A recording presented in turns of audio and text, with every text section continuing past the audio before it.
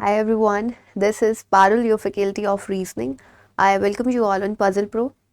I hope कि आप सभी बिल्कुल ठीक होंगे और SBI PO का पेपर बिल्कुल नज़दीक आ चुका है। इस वीकेंड को तो नहीं बट नेक्स्ट वीकेंड, इस वीकेंड से जो अगला वीकेंड है तब आपका एग्जामिनेशन है SBI PO प्रीलिम्स का, राइट? सो लगे हुए हैं आप सभी के सभी तैयारी में। आप सभी सुन पा रहे होंगे मेरा गला थोड़ा ठीक नहीं है, कोल्ड भी है, तबीयत थोड़ी ठीक नहीं है। So this is the only reason कि मैं क्लासेस नहीं रिकॉर्ड कर पा रही हूँ, ठीक है, और लाइव भी नहीं आ पा रही हूँ। सो मैंने सोचा कि अब आपका कुछ एक ऐसी वीडियो बनाई जाए, ठीक है, जिससे आप सभी का, क्योंकि मुझे पता है अभी आप सबका कौन सा मूड चालू है, अभी आप सबकी तैयारी हो चुकी है, आप सभी लोग लगे हुए हैं मॉक्स लगाने में, ठीक है, कोई क्विज दे रहा है, मॉक्स दे रहा है ना। मतलब आपका बस वही कि हाँ अब आपको स्पीड और एक्यूरेसी पर थोड़ा अच्छे से ध्यान देना है, बस वही प्रैक्टिस मोड जिसको बोलते हैं वही आपका चालू है, ठीक है। सो मैंने सोचा कि आप सभी स्टूडेंट्स अपने हिसाब से बहुत अच्छी तैयारी कर रहे हैं, ठीक है, तो कुछ एक चीज़ें ऐसी लाई जाएं आपके सामने जिससे आपको पता चल जाए, क्योंकि अभी मैं थोड़ा पढ़ा नहीं पा रही हूँ, ठीक है, ज़्यादा देर बोल नहीं सकती हूँ लगातार, तो एक छोटा सा वीडियो जिससे आपको ये पता चल जाए कि आपकी जो तैयारी है वो सही डायरेक्शन में जा रही है या फिर नहीं जा रही। इससे आपको बहुत हेल्प मिलने वाला है, ठीक है। तो छोटा सा वीडियो होने वाला है, बिल्कुल लास्ट तक ज़रूर दिखेगा। जब आप एंड में वीडियो देखेंगे ना तो उसके बाद बोलेंगे कि हाँ जो मैम ने बातें बोली है ना ये बिल्कुल सही है। और अगर आपकी तैयारी बहुत अच्छी चल रही है, ठीक है, अगर आप इन 3 पॉइंट्स का ध्यान रखोगे ना तो आप अपने सिलेक्शन के नज़दीक पहुंच जाओगे, क्योंकि आपको पता है आप में से बहुत सारे स्टूडेंट्स ऐसे हैं जो अच्छी तैयारी होते हुए भी आप जो एक चीज़ को फॉलो करते आ रहे हो, पेपर के टाइम पर एक पर्टिकुलर जो भी आपका प्लान होता है उसको फॉलो नहीं कर पाते हो और सिर्फ उस लास्ट पेपर वाले दिन डाउन हो जाते हो और नहीं पेपर अच्छा करके आ पाते। लेकिन आपकी तैयारी अच्छी है, आप इंटेलिजेंट है, आप सब कुछ अच्छे से कर सकते हैं। तो इन 3 चीज़ों का बहुत अच्छे से ध्यान रखना है, ठीक है। सो यहाँ पर आप सभी देख सकते हैं क्या मेंशन है कि आप SBI PO का पेपर देने वाले हैं। इफ यस, 3 की पॉइंट्स का ध्यान रखना है। चलिए तो हम लोग बात करते हैं सबसे पहले की। ये एक बहुत ही अनोखी सी चीज़ है जो मैं आपको अभी यहाँ पर बताने वाली हूँ। आप सभी के सभी, जैसा मैंने बोला, आप लोगों का प्रैक्टिस वाला मोड चल रहा है, अभी आप सभी तैयारी कर रहे हैं, मॉक लगा रहे हैं। तो मैंने इससे पहले भी एक वीडियो में बताया कि आपको डेली बेसिस पर 2 मॉक्स लगाने चाहिए, ठीक है। अब मॉक्स तो आप जितने भी स्टूडेंट्स हैं ना सबके सब लगा रहे हैं। अब आपको कैसे पता कि आप जिस तरीके से कर रहे हो वो सही है या गलत है? क्या पैरामीटर है ये चेक करने का कि आप जिस तरीके से क्वेश्चंस को सॉल्व कर रहे हो वो तो ठीक है, आपने देख लिया, सॉल्यूशन देख सकते हो कि हाँ मेरा क्वेश्चन सही है गलत है, लेकिन आप सही जा रहे हो। एक्यूरेसी पर से अब देखो, आप किसी भी कंपनी का मॉक देते हो, राइट?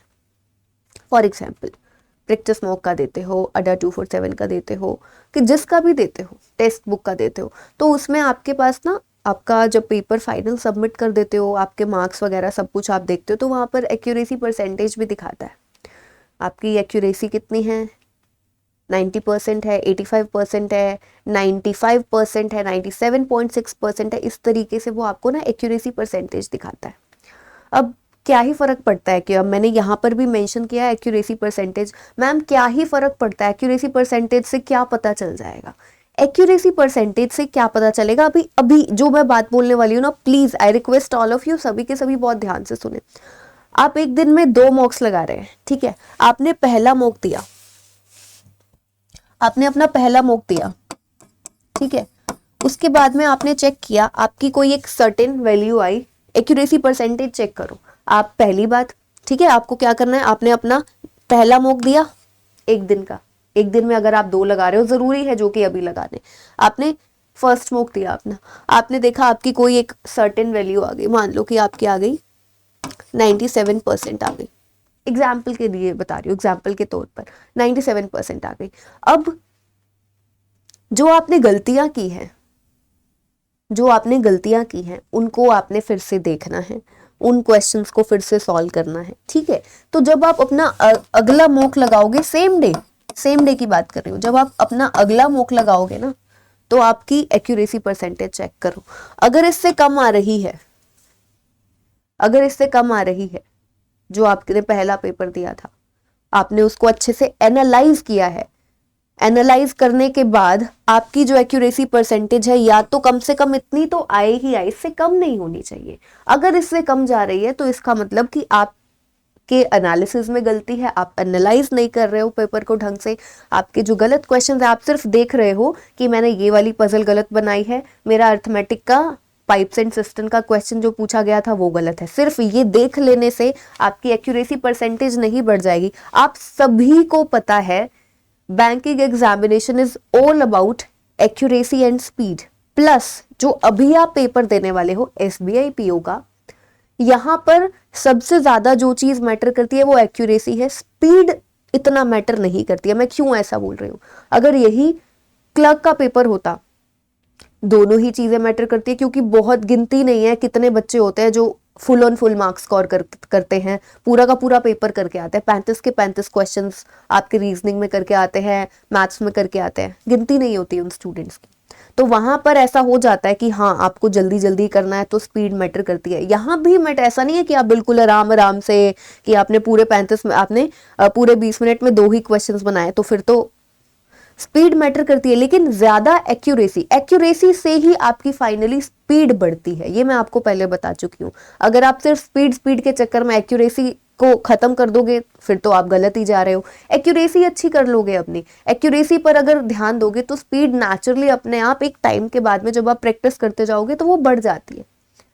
ठीक है, तो अब मेरा यहाँ पर आपको बताने का क्या मकसद है, आपने एक माइंडसेट के साथ जैसे भी आप सुबह उठे, आपने अपना पहला मॉक दिया, चेक किया आपकी परसेंटेज कितनी आई है, एक्यूरेसी परसेंटेज 97%। उसके बाद में आपको अपनी गलतियों को ध्यान से देखना है, खुद से उन क्वेश्चंस को अपने हाथों से सॉल्व करना है।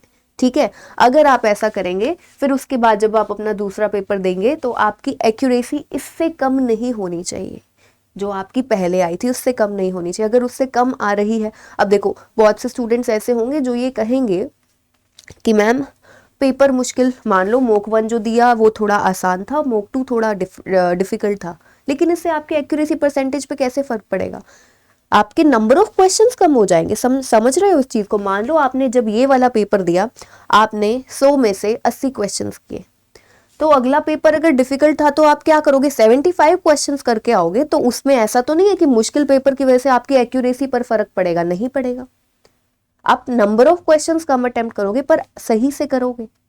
तो मेरा सिर्फ और सिर्फ ये क्या है, एक तरीका है चेक करने का। क्योंकि कई बार ऐसा होता है, बहुत से स्टूडेंट्स कहते हैं कि टीचर्स बोल देते हैं कि आपको पता नहीं है, आप सही डायरेक्शन में नहीं जा रहे हो, तैयारी अच्छे से नहीं कर रहे हो, तो क्या पैरामीटर किस तरीके से चेक करें। तो मैंने यहाँ पर एक पैरामीटर आपके लिए लेकर आई हूँ एक्यूरेसी का।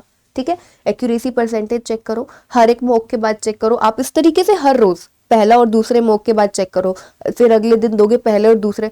ट्रस्ट मी, अगर आप इसको ध्यान से करोगे, एनालिसिस अच्छे से करोगे और ऑब्वियसली अब ये एक और बात है, अब बहुत से स्टूडेंट्स ऐसे होंगे कि जिन्होंने तैयारी ही कहते हैं ना कच्ची पक्की की है। अगर आपने 100 क्वेश्चंस में से आप सिर्फ और सिर्फ 40 क्वेश्चंस अटेम्प्ट कर रहे हो, 40 सही अटेम्प्ट कर रहे हो, उसमें आपका 90% आ रहा है या 95% आ रहा है एक्यूरेसी का, तो आप सोचोगे कि अरे हमारा सिलेक्शन क्यों नहीं हुआ, हम कहाँ पर रह गए, हम कहाँ मार खा गए, मैम ने कहा था कि आपका एक्यूरेसी परसेंटेज अच्छा होना चाहिए। नहीं, एक सर्टेन लेवल तक तैयारी भी तो आपको करनी है। ये किन स्टूडेंट्स के लिए है बता रही हूँ आपको, किन स्टूडेंट्स के लिए, जिनकी तैयारी अच्छी हो चुकी है, उन्होंने कोई भी टॉपिक छोड़ा नहीं है। सभी टॉपिक्स आपको बैंकिंग एग्जामिनेशन का जो सिलेबस है वो आपको पता है, आपने उसको बहुत अच्छे से बेसिक्स क्लियर किए हैं, अच्छे लेवल के भी किए हैं, आपकी तैयारी एकदम बोलते हैं टॉप नॉच तैयारी है। उन बच्चों के लिए ये वीडियो है। अगर आपने आधी अधूरी तैयारी की है तो उनके लिए एक्यूरेसी परसेंटेज कोई मायने नहीं रखता है। ठीक है, इससे कुछ पता नहीं चलेगा आपको। और जिसने 50% तैयारी की है उसका एक्यूरेसी परसेंटेज भी अच्छा नहीं होगा, क्योंकि उस बच्चे का, जिस बच्चे की तैयारी पूरी नहीं होती है ना, उसका कॉन्फिडेंस कम हो जाता है, और कॉन्फिडेंस एक बहुत ही इंपॉर्टेंट फैक्टर है।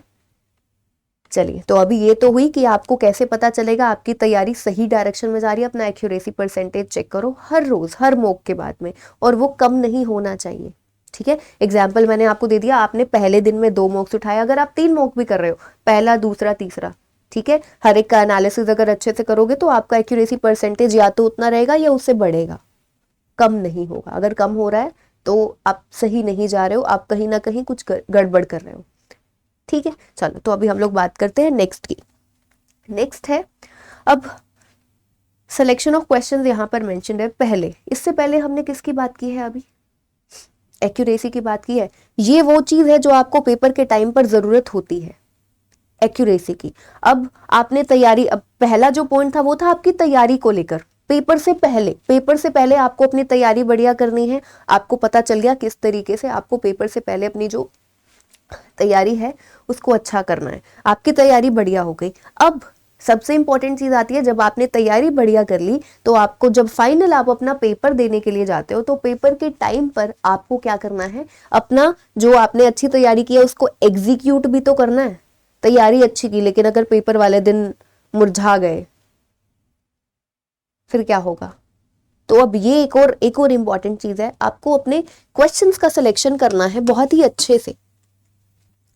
फॉर एग्जाम्पल मैं आपको मेरे सब्जेक्ट का बताऊंगी और ये हर एक पर्सन के लिए ना अलग अलग हो सकता है, क्योंकि हर एक बच्चे की अपनी अपनी स्ट्रेंथ्स होती हैं, अपनी अपनी वीकनेसेस होती हैं कि आपका ये पर्टिकुलर जो सेक्शन है किसी भी सब्जेक्ट में, ये मेरा स्ट्रांग है तो मैं पहले इसे करूंगा, ये मेरा वीक है मैं इसको थोड़ा सा बाद में करूंगा। हर किसी का होता है। एक आता आपको सब कुछ है, ऐसा नहीं होना चाहिए कि कोई चीज आपको आती नहीं है। सभी टॉपिक्स आपके कंप्लीटली कवर्ड विद बेसिक्स और अच्छे लेवल के, ठीक है, सभी के सभी आपको आने चाहिए। यहाँ पर जरूरी चीज क्या है, एक होता है ना इंटरेस्ट वाली चीज होती है कि मैं को ये बनाने में ये थोड़ा मुझसे जल्दी बन जाता है ये पर्टिकुलर।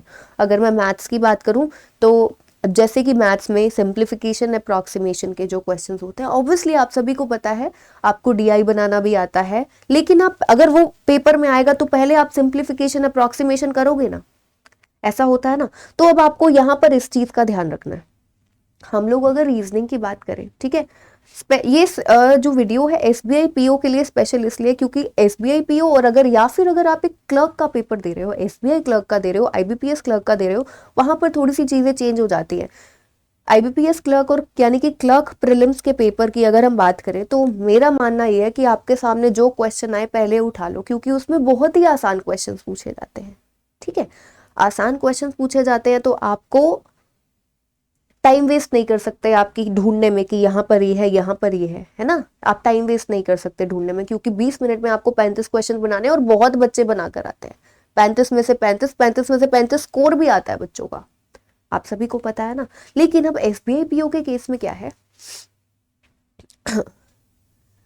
एसबीआई पीओ के केस में क्या है, एसबीआई पीओ में थोड़ा सा लेवल अच्छा आता है, आईबीपीएस पीओ में भी अभी आपने देखा है तो लेवल जो है वो अच्छा आता है। तो यहाँ पर आपको सेलेक्ट करना पड़ेगा। अगर आप पहले नंबर पर रीजनिंग के केस में एक सीटिंग अरेंजमेंट उठा लो, ठीक है, हो जाएगा वो, लेकिन चांसेस क्या है, ये चांसेस भी हैं कि क्योंकि अगर आप पहले कोई थोड़ी सी ऐसी चीज उठा लेते हो ना जो मतलब इजी गोइंग नहीं होता, थोड़ा सा आपको उसमें ज्यादा पढ़ना पड़ता है, टाइम टेकिंग होता है जो आप पजल या सीटिंग अरेंजमेंट बनाते हो कंपेयर टू जो आपके बाकी के मिसलेनियस क्वेश्चंस होते हैं, वो थोड़ा टाइम टेकिंग होता है। अगर उसमें थोड़ा सा भी आपको ये दिख रहा है ना कि अरे 3 मिनट हो गए मेरा अभी तक ना ये वाला सीटिंग अरेंजमेंट बना नहीं है, अगर आप ऐसा सोच रहे हो उस टाइम पर, और बहुत ही जेन्युइन बात है, ये होता है। अगर आप पहले नंबर पर पजल या सीटिंग अरेंजमेंट उठाओगे, आपको 3 मिनट लग गए अगर उस क्वेश्चन में, आपका कॉन्फिडेंस वहीं पर गिर जाएगा। मुझे पहले क्वेश्चन में 4 मिनट 5 मिनट लग गए, मैं बाकी के क्वेश्चंस कब करूंगा? यहां पर आपका कॉन्फिडेंस नीचे गया और यहीं पर आपके साथ में कॉन्फिडेंस के साथ में पेपर क्रैक करने की जो आपकी एक होती है ना क्षमता, सोचते हो आप, वो भी खत्म हो जाता है वहां पर। तो इसीलिए selection of question is very important. पहले क्या करना है, देखो पहले आप क्या करो, अगर आपको जस्ट पहला पजल मिल गया, 1 से 5 क्वेश्चन आपको पजल के मिले, एक से सीधा जो आपके राइट हैंड साइड पर एक पैलेट गिवन होता है ना, अगर नेक्स्ट करके भी चेक करोगे 1 2 3 4 5 तो भी उसमें भी टाइम जाता है, ठीक है। और ये चीज देखो तब हो सकती है जब आपको थोड़ी प्रैक्टिस होनी चाहिए इसकी। आपने वहां से पहला क्वेश्चन, चौथे पर चले जाओ चेक करने के लिए, हो सकता है 5 क्वेश्चंस ना हो 4 हो, या 3 हो। आप चौथे क्वेश्चन पर गए, चौथे क्वेश्चन पर देखा कि हाँ ये लगातार चौथे नंबर पर भी यही क्वेश्चन है, तो चलो फिर आपने 5th और 6th पर अपने हिसाब से, देखो ये चीज मैं आपको बता रही हूँ, हो सकता है वहां पर आपसे ना हो पाए, आप अपने हिसाब से सोचो। मैं एक जेन्युइन चीज बता रही हूँ कि आपको किस तरीके से करना चाहिए। अब आपको देखने की क्या उस टाइम पर देखो, क्योंकि उस टाइम पर दिमाग पे प्रेशर बहुत होता है, मेरे हिसाब से ऐसा करना चाहिए। एक से आपने देखा पहला क्वेश्चन क्या है, सीटिंग अरेंजमेंट का है, वहां से राइट हैंड साइड से आप 1 से लेकर चौथे नंबर पर गए, आपने देखा अभी भी आपका वही क्वेश्चन कंटिन्यूड है। 5th पर गए, 6th, तो 6th पर आपको मिल गया, 6th पर आपको डिस्टेंस डायरेक्शन का क्वेश्चन मिल गया। ठीक है, तो अब क्या करोगे, डिस्टेंस डायरेक्शन का क्वेश्चन करोगे। अब एक चीज है, देखो डिस्टेंस डायरेक्शन का क्वेश्चन में आप ये देखोगे, सिर्फ इतना ही देखोगे कि डिस्टेंस डायरेक्शन का क्वेश्चन आपको ज्यादा लंबा दिख रहा है या बिल्कुल छोटा सा होता है ना 2-3 लाइंस का। अगर 2-3 लाइंस का दिख रहा है तो उसको कर डालो, कोई दिक्कत नहीं है।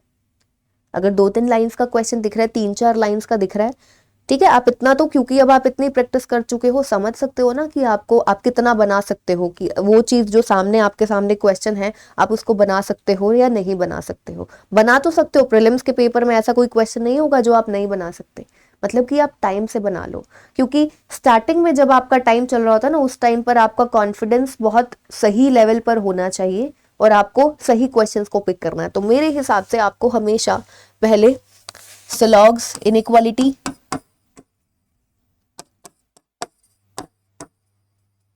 ये चीजें पिक करनी चाहिए। इसके बाद में आपको जैसे, क्योंकि ये दोनों ऐसी चीजें हैं जो विद इन सेकेंड्स में इनके क्वेश्चंस हो जाते हैं। इनइक्वालिटी के questions with in sorry seconds में हो जाते हैं, सिलॉग्स भी बहुत जल्दी हो जाता है। तो ये वो चीजें हैं जो बहुत जल्दी हो जाती है। इसके बाद में आप कुछ भी उठाओ, ब्लड रिलेशन का क्वेश्चन उठा लो, क्योंकि ये देखो ब्लड रिलेशन की ऐसी, ब्लड रिलेशन डिस्टेंस डायरेक्शन ऐसा है जो आप गलत नहीं करोगे। वो आपको जो बोलते, जैसे डिस्टेंस डायरेक्शन के केस में वो बोलेगा आपको इतना मीटर साउथ में जाना है, इतना मीटर वहां से राइट लेना है, लेफ्ट लेना है, तो ये सब चीजों में आप गलती नहीं कर सकते क्योंकि आपने तैयारी की है। और पजल्स जो होती है वो थोड़ा सा, क्योंकि कई बार लेंदी पजल्स और कई बार ट्रिकी पजल्स आपको पेपर में अभी आजकल आने लगी हैं, तो इसीलिए पजल और सीटिंग अरेंजमेंट को थोड़ा सा बाद में करो। पहले 15 एक नंबर तक का कौन सा, ये वाला जो मिसलेनियस पार्ट है ना आपका, पहले आप उसको कर लो। जो आपका मिसलेनियस का पार्ट है कौन सा, जो पजल और सीटिंग अरेंजमेंट के अलावा, जैसे कि रैंक बेस्ड क्वेश्चन आता है ना, बहुत ही बेसिक सा, बहुत ही बेसिक से क्वेश्चंस होते हैं, मतलब कि डिफिकल्ट नहीं होते, जो हो जाते हैं उसमें गलती के चांसेस नहीं होते। तो पहले अगर आप ऐसे क्वेश्चंस बना लेते हो ना, तो आपको क्या आ जाता है, एक कॉन्फिडेंस आ जाता है। अल्फा न्यूमेरिक सीरीज, जैसे कि आप सिलॉग्स उठाओ, इनइक्वालिटी आओ, अल्फा उठाओ, अल्फा न्यूमेरिक सीरीज के क्वेश्चन उठाओ। ठीक है, तो पहले उन क्वेश्चंस को उठाओ जिनको पता है कि जो आपको हमेशा आसान लगते हैं और आपसे हो जाएंगे फटाफट से, कॉन्फिडेंस आ जाएगा। आप जैसे ही आप 15 क्वेश्चंस कर चुके हो, 15-20 क्वेश्चन कर चुके हो, ठीक है, तो फिर उसके बाद में उठा लो पजल्स को, क्योंकि ये सब ऐसी चीजें जिन पर टाइम से, लॉग्स पर, इनइक्वालिटी पर, अल्फा न्यूमेरिक सीरीज पर कितना ही टाइम लगा लोगे भाई, ज्यादा टाइम थोड़ी ना लगेगा। आपके पास टाइम भी प्रॉपर बचेगा, अपना पजल और सीटिंग अरेंजमेंट को फिर आप अच्छे से बना पाओगे, क्योंकि आपको कॉन्फिडेंस है कि अरे मैंने पहले अभी इतने क्वेश्चंस तो कर लिए, ये भी हो जाएंगे। ठीक है, तो selection of questions is important. Reasoning के केस में आपको पहले पजल और सीटिंग अरेंजमेंट को छोड़ के बाकी के क्वेश्चंस को करना है। ठीक है, सारे क्वेश्चंस नहीं कहती, ठीक है, सारे के सारे नहीं, आप 10-15, 10 से अपने हिसाब से देखो बच्चों। ठीक है, 10 से 15 के बीच में आपने क्वेश्चंस कर लिए अलग पजल और सीटिंग अरेंजमेंट के अलावा, तो आप अपना बड़े आराम से बाकी पजल पर स्विच कर जाओ। ठीक है, चलो, तो ये था दूसरी चीज जिसका आपको ध्यान रखना है। सिमिलरली आपको अपने इंग्लिश में भी ध्यान रखना है, आपको मैथ्स में भी ध्यान रखना है कि अगर आपको लगता है मैथ्स में जैसे पहले सिंप्लीफिकेशन आप करते हो, क्वाड्रेटिक करते हो, ठीक है, तो फिर उसके बाद आपका जो अर्थमेटिक वाला पोर्शन होता है उसको सबसे लास्ट में करते हो और फिर डीआईज को बनाते हो। ठीक है, सिंप्लीफिकेशन क्वाड्रेटिक के बाद में। ठीक है, वो कंप्लीटली आप पर डिपेंड करता है कि आपकी तैयारी में आपकी क्या क्या स्ट्रेंथ है, आपको ये ज़्यादा अच्छा लगता है, ये आपके लिए इंटरेस्टिंग है, आप वो जल्दी बना सकते हो या फिर ये बना सकते हो, वो आप पर डिपेंड करता है। चलो, अभी हम लोग बात करते हैं तीसरी की, don't waste time on any particular question. कई बार क्या होता है पेपर के टाइम पर ना जब आप पेपर दे रहे होते हो, हम लोग स्टक कर जाते हैं क्वेश्चन पे, और जब हम स्टक कर जाते हैं ना, हम उसको छोड़ते नहीं है। हम उसके पीछे ही पड़े रहते कि अरे मैंने 50% क्वेश्चन पढ़ लिया, 50 मतलब आधा क्वेश्चन कर चुका हूँ, या 70% क्वेश्चन मेरा बन चुका है, ये 30% बस ये छोटा सा 2 पॉइंट्स नहीं मिल रहे मुझे, 2 पॉइंट्स की वजह से मेरा नहीं हो रहा, क्यों क्यों क्यों नहीं हो रहा, मैं तो इसी को बनाऊंगा या बनाऊंगी। नहीं, ऐसा मत करना बच्चों, मतलब मत करना ऐसे। बहुत से बच्चे होते हैं जो ऐसा करते हैं, बहुत से बच्चे होते हैं जो एक क्वेश्चन पर अटक जाते हैं, और आपको मेंटली ना इतना प्रिपेयर्ड होना पड़ेगा कि अगर ऐसा हो सकता है, बिल्कुल हो सकता है, आप किसी जगह पर अटक जाओ, अटके आपको फील हुआ कि अरे मेरा थोड़ा सा गड़बड़ हो रहा है, मैंने अभी आधा पढ़ा है, आधे के बाद लग रहा है कि हो नहीं पाएगा, छोड़ दो उसको, दूसरा क्वेश्चन पर आ जाओ, दूसरे क्वेश्चन पर स्विच कर जाओ, वो सॉल्व कर लो। टाइम वेस्ट मत करो, टाइम बहुत जरूरी है। कितना टाइम है, 20 मिनट में 35 क्वेश्चंस।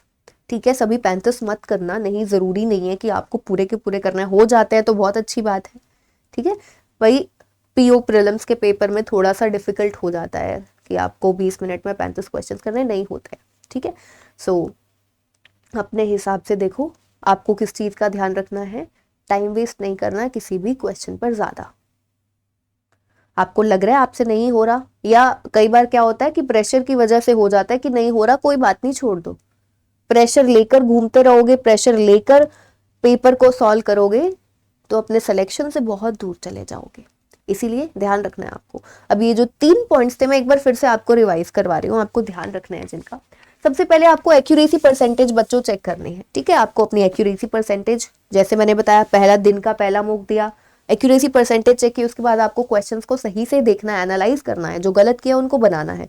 उसके बाद में मॉक 2 दोगे तो फिर आपकी जो एक्यूरेसी है वो कम नहीं होगी, नहीं होगी अगर आप सही डायरेक्शन में, अगर कम जा रही है तो इसका मतलब आप में कहीं कमी है, उसको ढूंढो। आप सही तरीके से नहीं कर रहे हो, आपने जो गलत क्वेश्चन किया है उसको बार बार सॉल्व करो, प्रैक्टिस करो, फिर उसके बाद दूसरा मूव दो। ठीक है, चलो फिर उसके बाद में आपको अपना क्वेश्चंस के सिलेक्शन पर ध्यान रखना है कि पहले कौन सा करना है, बाद में कौन सा करना है, अपने हिसाब से देखो। ठीक है, अपने हिसाब से देखो आपको कौन सी चीज़ ज़्यादा अच्छे से आती है, कौन सी चीज़ थोड़ी कम अच्छे से आती है, तो उस पर ये डिपेंड करता है। चलिए नेक्स्ट की बात करते हैं। आपको किसी भी पर्टिकुलर क्वेश्चन पर ज़्यादा टाइम वेस्ट नहीं करना है। अगर आपको लग रहा है कि आप कहीं पर अटक रहे हो, फंस रहे हो, छोड़ दो उसको, दूसरे क्वेश्चन पर स्विच कर जाओ। अगर आप इन 3 चीज़ों का ध्यान रखोगे, और मतलब तैयारी आपने बहुत अच्छी की है, बहुत बढ़िया की है, तैयारी बहुत अच्छी के बाद अगर आप इन 3 चीज़ों का ध्यान रखोगे तो डेफिनेटली एसबीआई पीओ प्रीलिम्स तो मैं बोल सकती हूँ कि आप लोग क्लियर कराओ, आप करके आओगे। अगर आपने अच्छी तैयारी की और इन 3 चीजों का अगर ध्यान रखा तो आप डेफिनेटली एसबीआई पीओ प्रीलिम्स का पेपर पास करोगे, क्लियर कर दोगे, ट्रस्ट मी। चलिए तो मिलते हैं हम लोग नेक्स्ट सेशन में। आई जस्ट होप कि मैं जल्दी ठीक हो जाऊं और आपके लिए एक धमाकेदार सा सेशन लेकर आऊं।